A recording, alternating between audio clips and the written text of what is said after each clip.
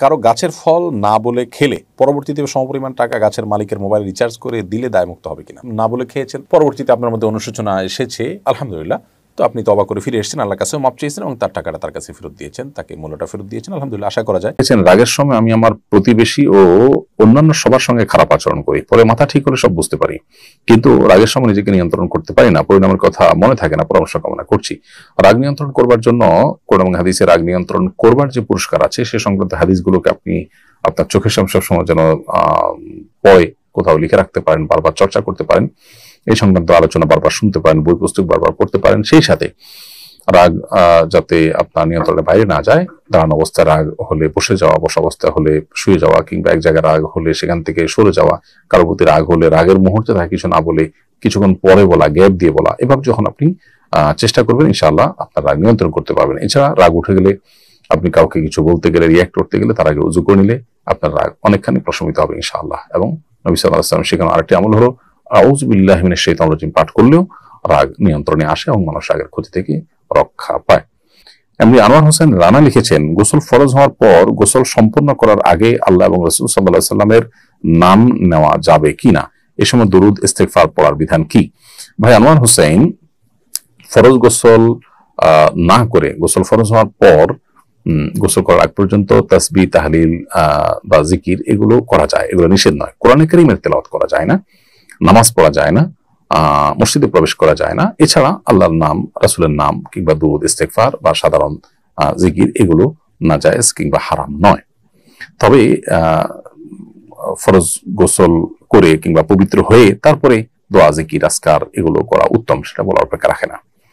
অপরিচিতা আপনি লিখেছেন, আইডি থেকে, আমার স্বামী নামাজ পড়ে না, দিনের কোনো জ্ঞান নেই, নিজের ইচ্ছা মতো ফতোয়া দেয়, আমার সাথে দুর্ব্যবহার করে, মারধর করে, কোরআন হাদিসের কথা বললে আরো বেশি অত্যাচার করে, আত্মীয় স্বজন দিয়ে অনেক চেষ্টা করেও কোনো ফল হয়নি, আমাদের 2 সন্তান আছে, এই পরিস্থিতি ইসলামের দৃষ্টিতে আমাদের করণীয় কি?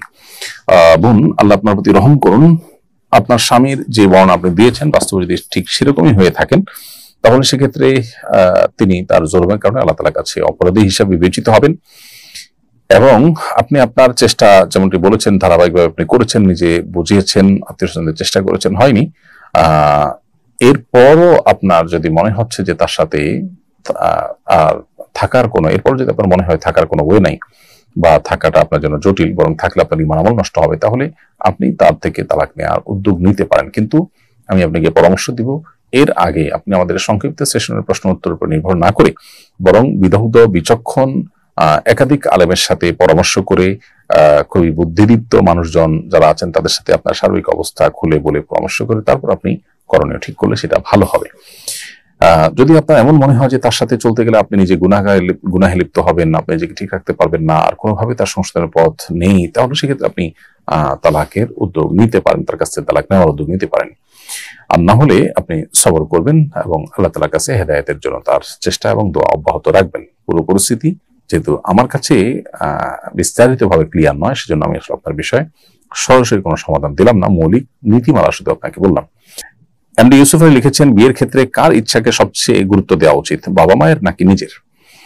বিয়ের ক্ষেত্রে শরীয়ত পাত্রপাত্রের ইচ্ছাটাকে সবচেয়ে গুরুত্ব দেয় এবং তাদের ইচ্ছার ভিত্তিতেই বিয়ে হবে। বাবা মার ইচ্ছাতে বিয়ে হয় না, যদি না পাত্রপাত্রী নারাজ থাকে বা অসন্তুষ্ট থাকে বা তারা যদি অসম্মত থাকে তাহলে বিয়ে হয় না।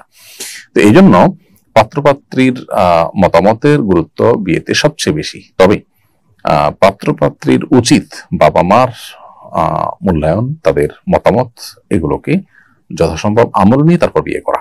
কারণ কোরআন কারীমে আল্লাহ তাআলা বিয়ে জিনিসটা অভিভাবককে করাতে বলেছেন, আনকিহুল আয়ামা মিনকুম ওয়াস-সালিহিন মিন ইবাদিকুম ওয়া ইমাইকুম। আল্লাহ বলেছেন তোমরা তোমাদের দাস-দাসীদেরকে, তোমাদের অধীনস্থ যারা আছে তাদের বিয়ে দাও।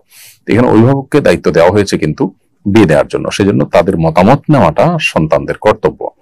ভেবেচিন্তে বিজ্ঞজনদের সাথে পরামর্শ করে যেটা অধিক কল্যাণকর মনে হবে সেটাকে প্রাধান্য দেওয়া উচিত। অনেক সময় দেখা যায় সন্তানরা নিজেরা অনভিজ্ঞ হওয়ার কারণে তারা তাদের কল্যাণ কোথায় হবে এটা বুঝে উঠতে পারেন না। এই জন্য বাবা মায়ের আশ্রয় নেওয়া উচিত, তাদের সহযোগিতা নেওয়া উচিত এবং ইসলাম সেটাই আমাদেরকে করতে বারবার উৎসাহিত করেছে। অভিভাবকের বিষয়টি বিয়েতে এই জন্য গুরুত্বপূর্ণ, কিন্তু মূল এই ক্ষেত্রে সিদ্ধান্ত দেওয়ার মালিক কিন্তু পাত্রপাত্রী।